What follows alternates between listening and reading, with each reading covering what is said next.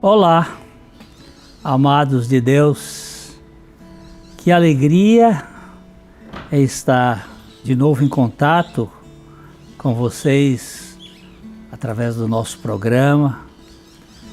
O nosso objetivo aqui é anunciar o Evangelho, a boa notícia do Evangelho de Deus que se fez carne, que se fez gente, que habitou entre nós e que por graça Ele pode habitar em nós, Ele vem habitar em nós.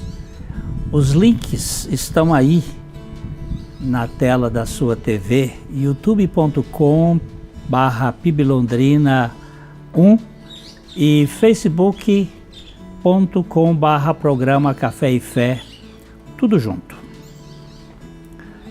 Você pode ser um aliado nosso. Nós contamos de verdade com a sua participação efetiva, com a sua colaboração para que esse nosso programa ele se mantenha. Nós contamos com as suas orações para que nós possamos ser fortalecidos, porque as lutas são grandes, e que você divulgue para que esse programa alcance um número maior de pessoas conhecendo as insondáveis riquezas de Cristo. Hoje nós gostaríamos de trabalhar um pouco sobre 3 barras que barram a vida espiritual. Antigamente se dizia que havia 3 tipos de barras pesadas que derrubavam o homem: a barra da saia, a barra do ouro e a barra de ferro. A primeira representa o sexo, a segunda, a riqueza, e a terceira, o poder. A barra da saia, sexo. A barra do ouro, a riqueza. A barra de ferro, o poder. As 3 são poderosas e podem nocautear qualquer pessoa, qualquer um. E ninguém está isento a alguma delas. Hoje, a saia quase saiu do vestuário feminino e as mulheres têm um guarda-roupa diversificado. Mas a barra do sexo continua imperando. Só que agora os homens caem tanto com as fêmeas quanto com os machos. A volúpia continua abatendo o ser humano. Muita gente cai nessa promiscuidade, nessa vida devassa, com muita facilidade. O pensador católico inglês G.K. Chesterton disse com muita propriedade: todos os homens sábios, antigos e modernos, orientais e ocidentais, sabem que existe no sexo uma fúria que não podemos permitir que se inflame. E que certo mistério e certa solenidade deve sempre rodeá-lo, se quisermos permanecer sadios. Deixa eu repetir esta frase de G.K. Chesterton. Todos os homens sábios, antigos e modernos, orientais e ocidentais, sabem que existe no sexo uma fúria que não podemos permitir que se inflame e que certo mistério e certa solenidade deve sempre rodeá-lo se quisermos permanecer sadios. O sexo nocauteia até estátua de pedra.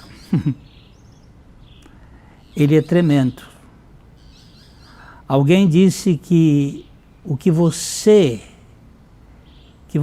não daria para conseguir que a palavra sexo ficasse livre de todo rastro de temor, culpa, vergonha e impureza, o que você não daria? Exatamente pela volúpia que ele tem. E ninguém está isento. Ninguém. O sábio pregador, Dr. Stanley Jones, pregador metodista, ele disse uma vez o seguinte: a batalha da vida provavelmente não será superior à batalha do sexo. A batalha da vida provavelmente não será superior à batalha do sexo. O sexo foi criado por Deus, mas ele tem sido desmantelado pelo diabo. E tem causado muita angústia e consequências desagradáveis na vida de muita gente. O seu prazer é instantâneo, mas o seu desmantelo é permanente. O que acontece quando o sexo é liberado não é igualdade, mas uma vasta excitação depravada, da qual não existe abrigo seguro, exceto incapacidade e derrota.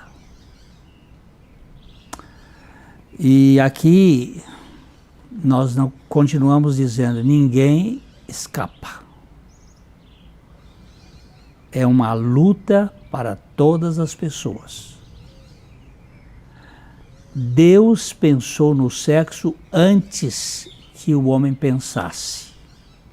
E quando o homem deixa Deus fora do seu pensamento sobre sexo, enfrenta problemas sérios, com consequências muitas vezes desastrosas. O escritor Harold Wells, ele afirma: o sexo envolve toda a vida e a personalidade. Usar mal o sexo é abusar de si mesmo tanto quanto do parceiro. Nestes meus 50 anos de ministério cristão, eu tenho presenciado e tenho vivido lutas terríveis nesta área, que muitas vezes tem destruído vidas, famílias e causado prejuízos muito grandes.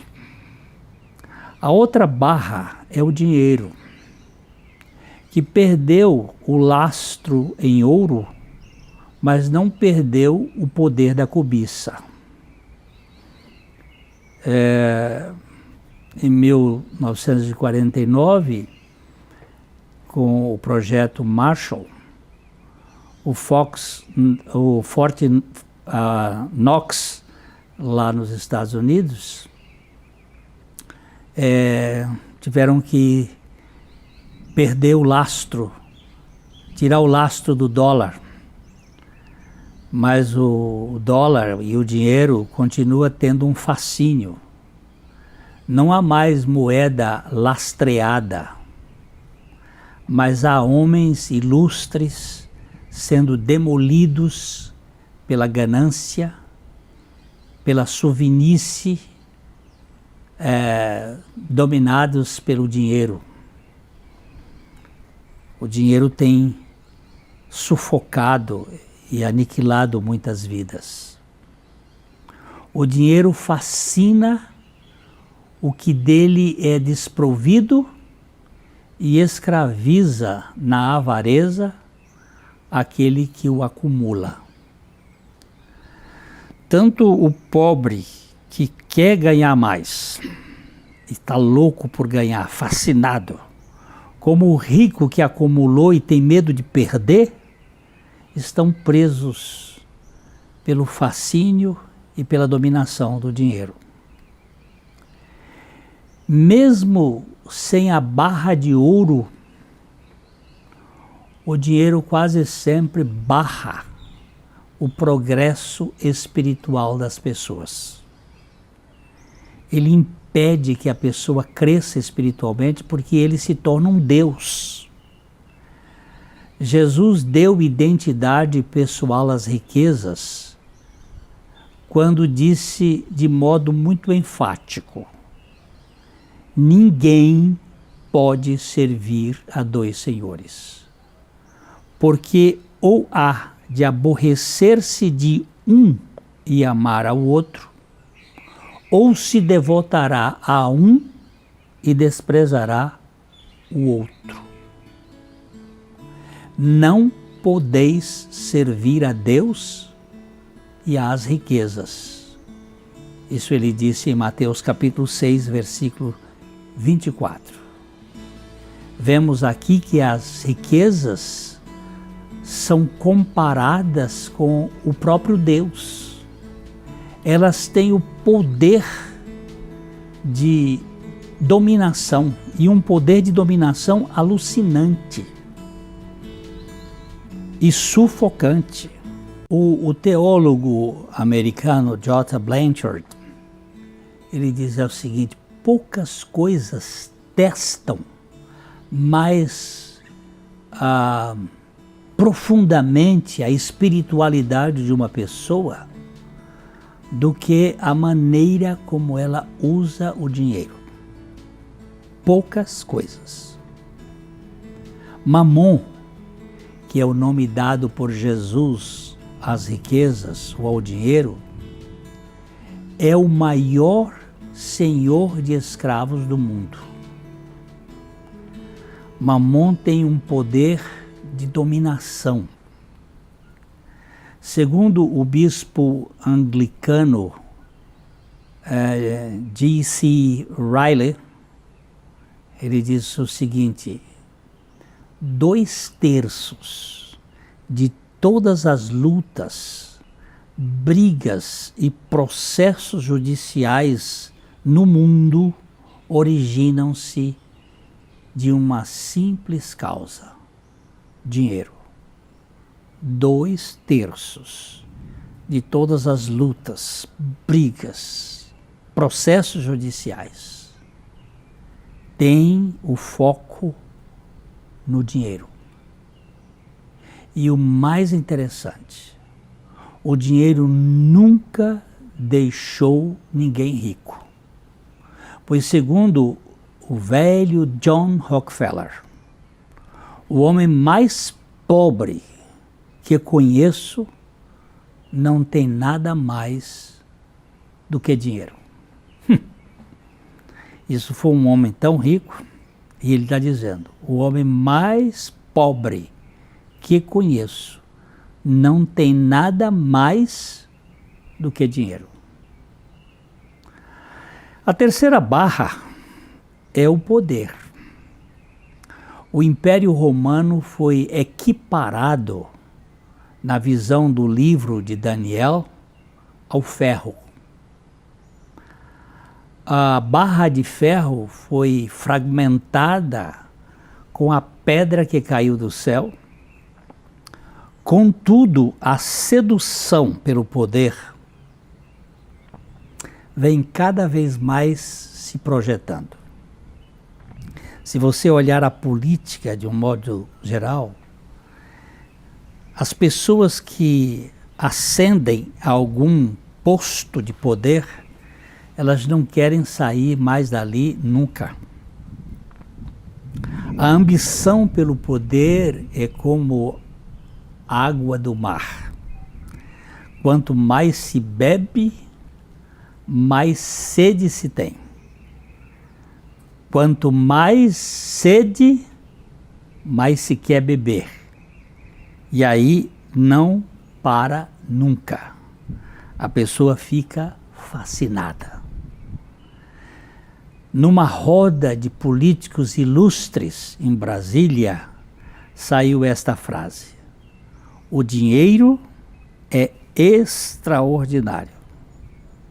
O sexo sobe a cabeça, mas o poder é afrodisíaco. O dinheiro é fascinante, extraordinário.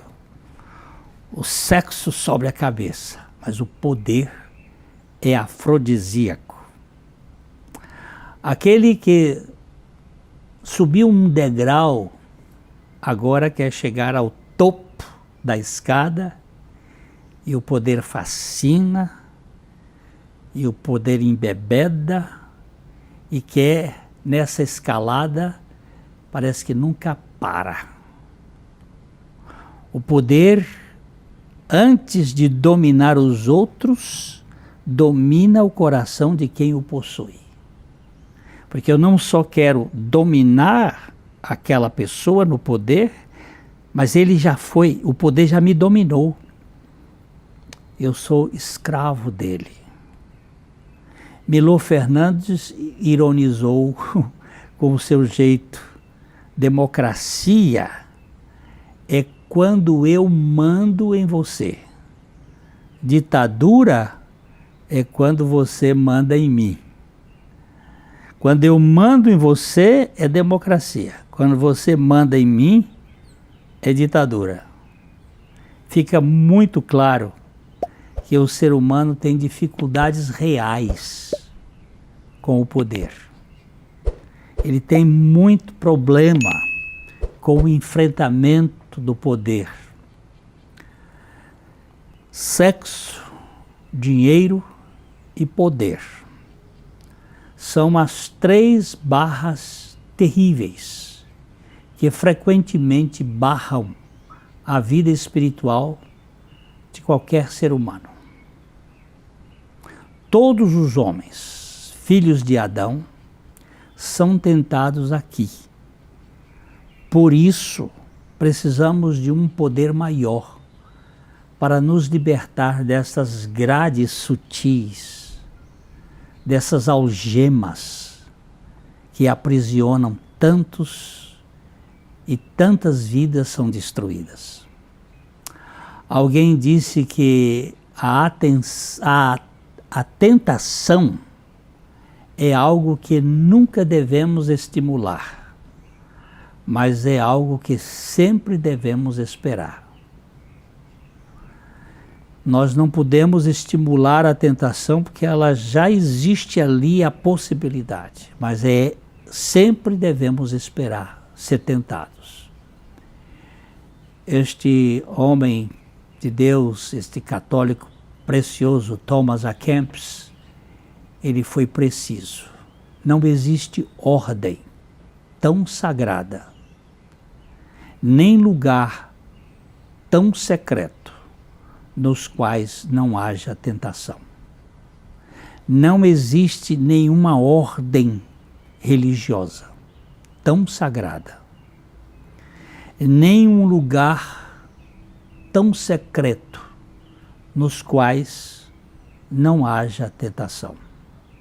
Ninguém é suficientemente forte para resistir os dardos inflamados do maligno. Mas, com o escudo da fé, diz o apóstolo Paulo, nós podemos apagá-los todos. Nós podemos resistir a esta luta. Fica aqui uma pergunta. será que estas barras são tão atraentes e lucrativas que vale a pena alguém queimar-se no inferno por causa delas? Eu não tenho forças para vencer nenhuma delas, mas eu tenho um Senhor Jesus, que é poderoso para nos dar a vitória. O salmista clama: volta-te, Senhor, livra a minha alma, salva-me por tua graça, pois na morte não há recordação de ti, e no sepulcro quem te dará louvores? O Salmo 6, versículos 4 e 5. Nenhum de nós tem poder para vencer qualquer uma dessas barras, mas eu clamo: Senhor, livra a minha alma, livra-me por tua graça. Sexo, dinheiro e poder não são maus em si, mas os usamos quando nós os usamos fora do plano de Deus, eles serão desastrosos e terão desastres eternos. Precisamos dar um jeito nas sementes do pecado em nossos corações.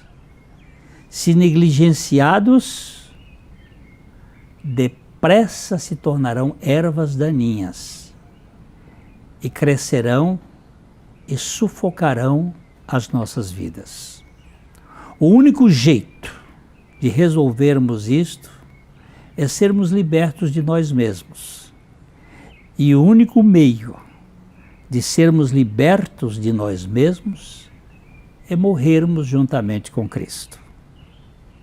Esta é a receita universal. Jesus veio ao mundo para morrer em nosso benefício e nos fazer morrer juntamente com Ele, a fim de podermos ser libertos.